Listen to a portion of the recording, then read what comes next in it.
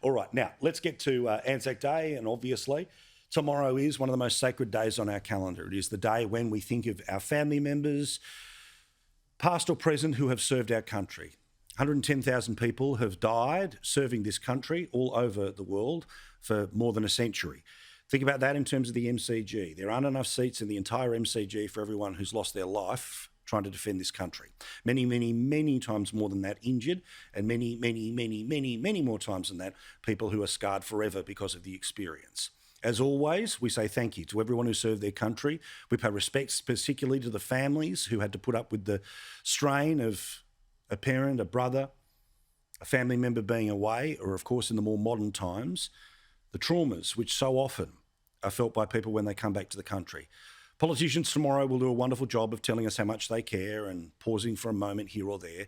But in 6 months' time, will they have any of the urgency to deal with the post-traumatic stress issues that tens of thousands of servicemen and women face? Sadly not. We'll talk about it all, of course, in greater detail tomorrow.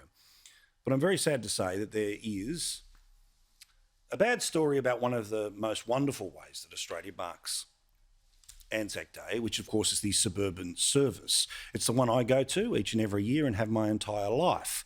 One first with my grandmother, honouring my grandmother and grandfather's service, and now I'm able to stand with my own children, my brother, my dad, and many other families at suburban services. These are really beautiful. They're not often shown on television, but they certainly are the way that normal people go and pay respects.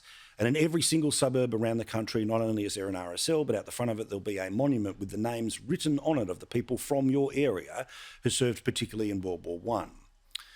Well, in Queensland, the Southport RSL has for more than 100 years been totally in charge of what happens in that part of the Gold Coast every single Anzac Day.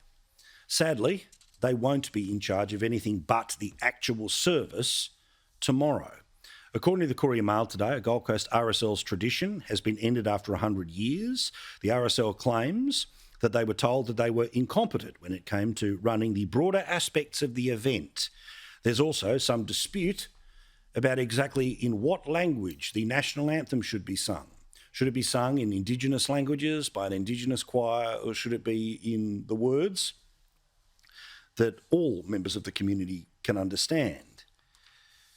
Now, we learned today that apparently one of the changes here is that the traditional welcome to country, which was previously been delivered by an Indigenous elder and had professional pipers and buglers, will now be replaced. The Southport School will be providing those, and no doubt they'll do a good job tomorrow. But that's not the choice of the RSL. That's the choice of apparently somebody in and around local council. Now, one of the councillors suggested that all of this was about logistics and they're proven too much for the sub-branch. One of the blokes that had been part of that sub-branch for a long period of time was pictured today in the Courier Mail saying they were told that council thought that they were incompetent in running Anzac Day, but no complaints had actually been handed to them. If there was a problem, we would have done something about it. We're not inflexible, but this has been a bloody nightmare. They're not going to tell us how to run our ceremony. This is a ceremony that, as I said, has gone on for 100 years. And since the 1930s, there were marches of soldiers in and around the Southport RSL. That won't be happening again tomorrow because of whatever this dispute is between somebody at the council and the local RSL. Now, surely there's a midpoint here, but if not, the person who should be giving in is not the sub-branch, not on Anzac Day, it should be the local council. Now, tomorrow we will, of course, also at our suburban services be reminded of the more modern threats that are amongst us, including, I'll never forget, the first time, the best part of 15, 20 years ago, when I went to a suburban service and I started to notice there were more police than ever before. They weren't just roadblocks, they ended up putting trucks surrounding the cenotaph in our local suburb because the fear was that somebody was going to ram raid it. These are the realities, that the event does change, the logistics around it has to change, and security precautions always change. But the idea that the RSL and RSL sub-branches don't have total say on that day is, to me, a huge mistake.